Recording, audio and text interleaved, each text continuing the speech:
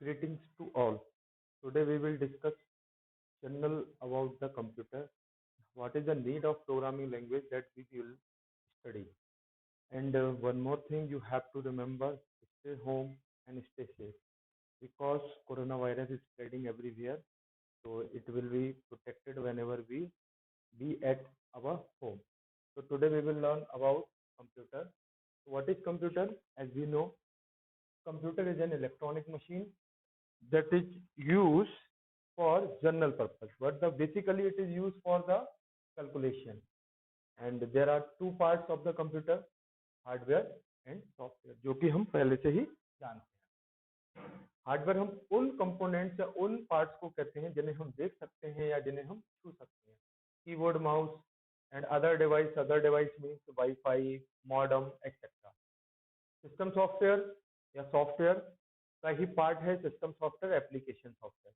तो application software वो है जो कि हमारे जिस पे यूजर काम करता है, like paint, office, Facebook, Twitter etcetera.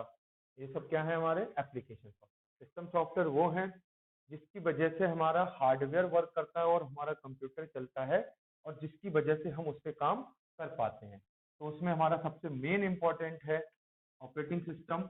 Operating system में एंड्रॉयड है, आपका विंडोज, और भी बहुत सारे मोबाइल को छोड़ के अगर हम देखें तो iOS एप्पल कंपनी का, मैक है, लिनक्स 3 है। ये सारे हमारे क्या हैं?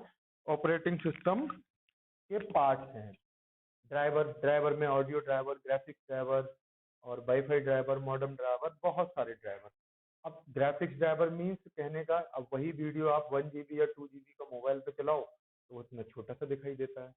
वही आप चलाने लगो कलर टीवी पे यानी एलईडी पे तो वो इतना बड़ा दिखाई देने लगता है। तो वीडियो तो वही रहा, चेंजेस कैसे होगा कि वो स्क्रीन इतनी बड़ी टीवी पे होगी, मोबाइल पे इतनी छोटी होगी। तो इन सब चीजों को मैनेज करता है ग्राफिक्स। इसके अलावा एक और पार्ट है सिस्टम सॉफ्टवेयर का जो बहुत ही इंपॉर्टेंट है, जिससे हमें आगे पढ़ना है, कंपाइलर, इंटरप्रेटर या असेंबलर। इन तीनों का सेम वर्क है।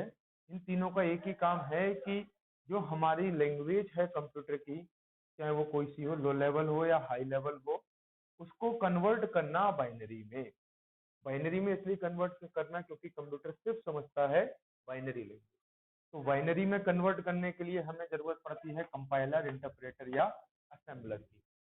अब कंपाइलर, इंटरप्रेटर, असेंबलर क्या है, ये मैं थोड़ी देर बाद डिस्कस करेंगे। अभी पहले हम देखते हैं कि प्रोग्रामिंग लैंग्वेज क्या है। Programming language means the instructions given to the computer to perform any particular task. तो प्रोग्रामिंग लैंग्वेज हमारी दो टाइप में डिवाइडेड है, एक तो low level, high level. Low level में दो पार्ट हैं, बाइनरी जो कि बेसिक है, ये तो कभी चेंज ही नहीं होती है। दूसरा है असेंबली। असेंबली क्या है, इसको अभी आगे डिस्कस करेंगे। फिर हाई लेवल लैंग्वेज जो कि हमारी यूजर लैंग्वेज भी कहलाते हैं, इसको शॉर्ट में HLL भी लिखते हैं। इसके अगेन दो पार्ट हैं, प्रोसीजर ओरिएंटेड प्रोग्रामिंग लैंग्वेज और ऑब्जेक्ट ओरिएंटेड प्रोग्रामिंग लैंग्वेज। ये क्या है? प्रोसीजर ओरिएंटेड प्रोग्रामिंग हमारी पुरानी अप्रोच थी जिसमें हम प्रोग्रामिंग करते थे। इसमें तो पहली लैंग्वेज थी वो फोर्ट्रॉन थी, फिर सी आई, C++ आई, और भी बहुत सारी लैंग्वेज आई। उसके बाद आया ऑब्जेक्ट ओरिएंटेड, ये मॉडर्न अप्रोच है, इसी में हम ज्यादातर आज प्रोग्रामिंग करें। फर्स्ट लैंग्वेज हमारी शिमला थी। इसके बाद जो कन्वर्ट हुई ऐसा नई लैंग्वेज बनी, वो बनी उसमें शिमला के बाद ही बहुत सारी बनी, मत जो सबसे ज्यादा यूजेबल है वो Java, Python, Visual Basic, C# etcetera. ये सारी हमारी लैंग्वेज है जो कि ऑब्जेक्ट ओरिएंटेड प्रोग्रामिंग लैंग्वेज कहलाती है। अब ये ऑब्जेक्ट ओरिएंटेड और प्रोग्रामिंग लैंग्वेज, हाई लेवल, लो लैंग्वेज, इन सब का काम क्या है, यूज क्या है, ये समझते हैं थोड़ा। कंप्यूटर समझता है सिर्फ बाइनरी लैंग्वेज, जैसा कि मैंने अभी आपको बताया और हम सब जानते हैं। तो अब आपको देखा होगा कि मोबाइल में जैसे ही आप टच करते हैं आपका इंटरनेट चलने लगता है। कैसे चलने लगा इंटरनेट?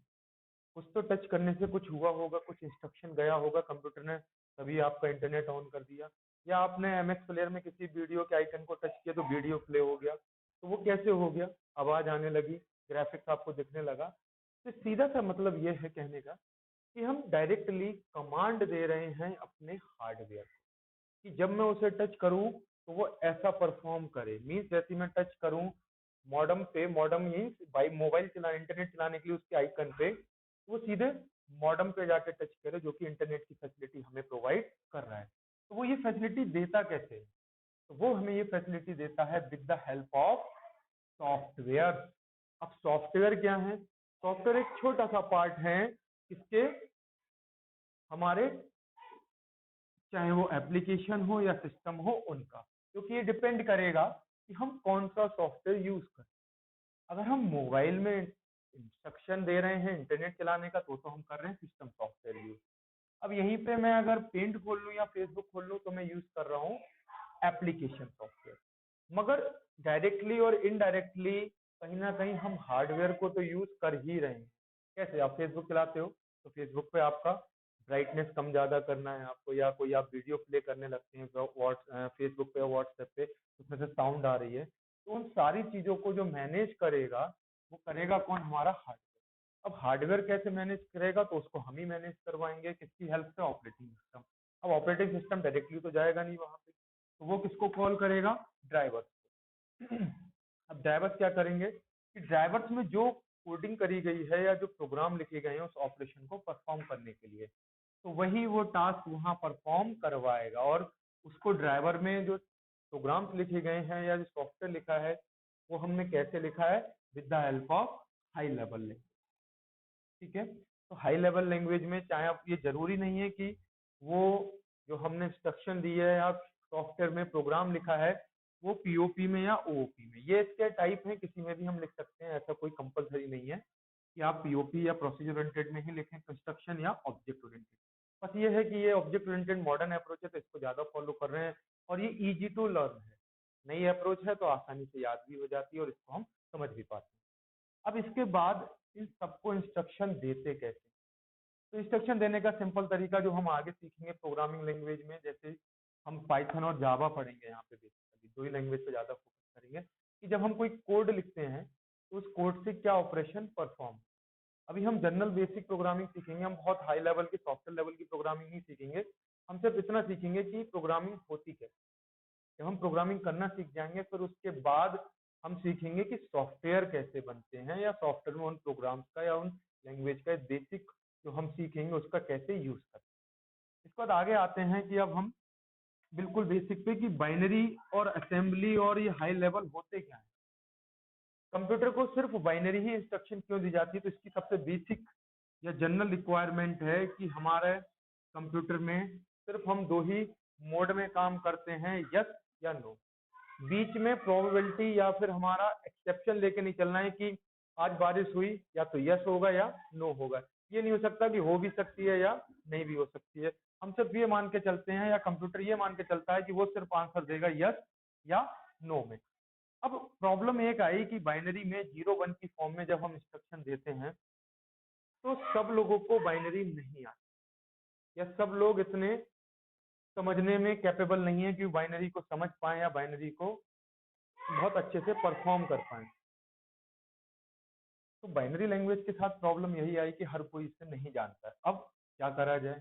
और ये इनिशियल स्टार्टिंग लैंग्वेज थी, तो बाइनरी देने के पीछे ये था कि कंप्यूटर को एफिशिएंट बनाया जाए कि वो कंफ्यूजन में ना रहे, या तो कंडीशन यस होगी या कंडीशन नो होगी। इसीलिए इसको सिर्फ दो ही कंडीशन दी गई, 0 1 या यस नो, जो भी हम इसको कहें, या ट्रू फॉल्स जिसमें भी रिप्रेजेंट करें, सिर्फ दो ही पॉसिबल केसेस।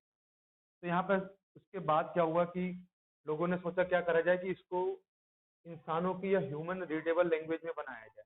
तो उसके लिए क्या करा गया कि कुछ इंग्लिश के वर्ड यूज करे गए जिससे कि हर कोई इसको समझ पाए, जिसमें ऐड है, मल है, मल्टीप्लाई के लिए, तो ये यूज करे गए असेंबली लैंग्वेज। अब असेंबली लैंग्वेज डायरेक्टली कंप्यूटर तो नहीं समझ सकता, तो कंप्यूटर को समझाने के लिए असेंबली लैंग्वेज हमने क्या करा, इसके बीच में एक सॉफ्टवेयर लगाया, असेंबलर। असेंबलर क्या करता था कि हमने जो भी लैंग्वेज लिखी है उसमें, सॉरी, असेंबली में जो भी हमने लैंग्वेज में कोड लिखा है उस कोड को वो कन्वर्ट करता था बाइनरी में, और कंप्यूटर उसे आसानी से बाइनरी में समझ लेता था और फिर हमारे इंस्ट्रक्शन को या टास्क को परफॉर्म कर देता है। हाँ, यही सेम काम हाई लेवल लैंग्वेज में कौन करने लगा? कंपाइलर और इंटरप्रेटर। कि जो भी हमने इसमें इंस्ट्रक्शन दी अपनी लैंग्वेज में उसे हमने हाई लेवल लैंग्वेज, या जो हम लिखते हैं इंग्लिश में अपने लैंग्वेज में कोड उसे कहते हैं सोर्स कोड, उसमें हमने इंस्ट्रक्शन दिया तो कंपाइलर या इंटरप्रेटर ने उसे चेंज कर दिया कंप्यूटर की लैंग्वेज बाइनरी में, और जब भी उसने ऑपरेशन परफॉर्म किया उससे जो भी रिजल्ट आया वो अगेन कंपाइलर और इंटरप्रेटर ने हमें वापस दे दिया हमारी लैंग्वेज इंग्लिश। तो ऐसे हम आसानी से समझ सकते हैं कि हमें प्रोग्रामिंग लैंग्वेज की जरूरत क्यों पड़ी। कंप्यूटर में इंस्ट्रक्शन देने के लिए अपनी लैंग्वेज, अगर हम अपनी लैंग्वेज में इंस्ट्रक्शन नहीं देंगे तो कंप्यूटर कैसे समझेगा कि वो इंग्लिश में है या हिंदी में है, क्यों? वो तो सिर्फ बाइनरी जानता है, हम जानते हैं इंग्लिश। उसे समझाने के लिए हम क्या करेंगे, हम उसको समझाने के लिए अपनी लैंग्वेज में देंगे और हमारी लैंग्वेज ट्रांसलेट हो जाएगी with the help of compiler या इंटरप्रेटर इनटू बाइनरी कोड। और बाइनरी कोड से ऑपरेशन परफॉर्म होने के बाद फिर से हमें मिल जाएगा आंसर किसमें, हमारी अपनी own language. Okay, thank you, बाकी बाद में।